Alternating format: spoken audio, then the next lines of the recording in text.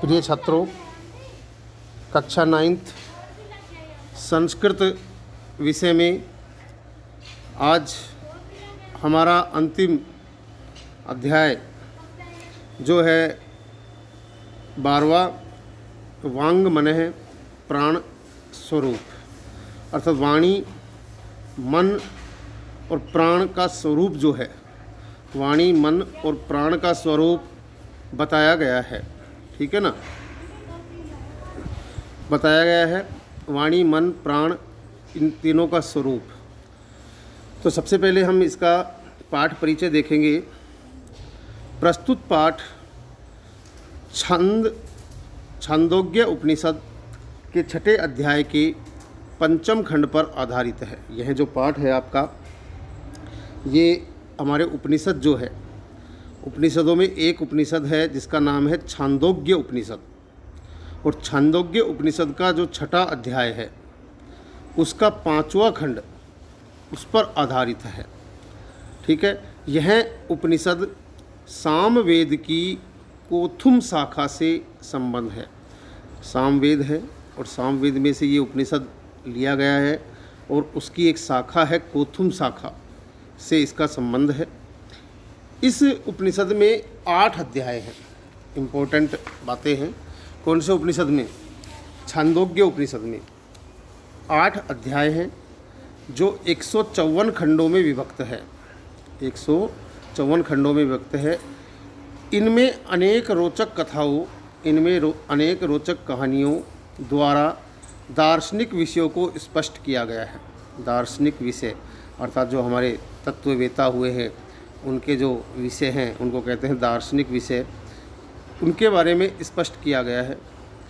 इसकी वर्णन पद्धति अत्यधिक वैज्ञानिक और युक्ति संगत है, और इसकी जो अध्ययन की पद्धति है, वर्णन की जो पद्धति है, अत्यधिक जो है, क्या कहते हैं उसको, वैज्ञानिक और युक्ति संगत है।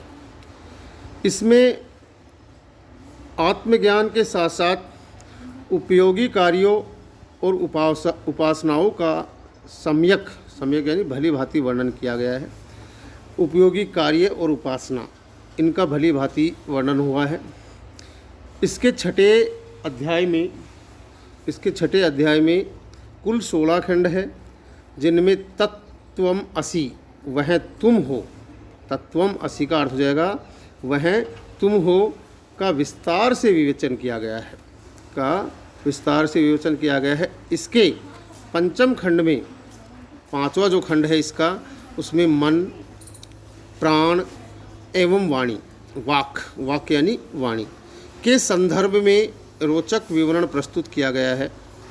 आर्ष परंपरा, अर्थात आर्ष परंपरा कहते हैं ऋषियों की जो परंपरा है, ऋषियों के मत से ज्ञान प्राप्ति के 3 उपाय बताए गए हैं। ज्ञान अगर हमें प्राप्त करना है तो उसके, हमारे जो वेदों उपनिषदों में जो बताया है, उसके 3 उपाय हैं, जिसमें सबसे पहले है परिप्रश्न, जिनमें परिप्रश्न का मतलब होता है प्रश्न पूछना, यानी परिप्रश्न भी एक है। यहाँ गुरु सेवा प्रायण शिष्य वाणी, यहाँ गुरु की सेवा में लगा हुआ शिष्य वाणी मन तथा प्राण के विषय में प्रश्न पूछता है, और आचार्य उन प्रश्नों का सूक्ष्मता से उत्तर देते हैं। और जो छात्र जो है, गुरु की सेवा में लगे हुए हैं, वो छात्र सेवा करते हुए गुरु से मन, वाणी और प्राण के विषय में प्रश्न पूछता है, और आचार्य उन प्रश्नों का सूक्ष्मता से यानी बारीकी से उसका जवाब देता है। तो देखिए, ये हमारा एक तरह से नाट्यांश वाला पाठ है, और इसमें मन, वाणी और प्राण विषयक तीनों विषय पर गुरु और शिष्य के बीच वार्तालाप है, और इस वार्तालाप को हम देखेंगे। तो देखिए, पहला जो हमारा नाट्यांश है आपके सामने है। एक छात्र है, शिष्य है श्वेत केतु। क्या नाम है? श्वेत केतु। वो कहता है, भगवान अपने गुरु को कहता है, हे गुरु, हे भगवान, श्वेत केतुर अहम वंदे, मैं श्वेत केतु, अपना नाम बताता, मैं श्वेत केतु, अहम यानी मैं, वंदे यानी वंदन करता हूँ, प्रणाम करता हूँ, नमन करता हूँ, नमस्कार करता हूँ। आरुणि, आरुणि जो गुरु है वो कहता है वत्स, हे पुत्र, चिरंजीव है अर्थात दीर्घायु हो, लंबी उम्र हो। श्वेत केतु कहता है भगवान, हे भगवान, किंचित प्रष्टुम इच्छामि, हे गुरु कुछ पूछने की इच्छा करता हूँ। किंचित प्रष्टुम इच्छामि, कुछ पूछने की इच्छा करता हूँ।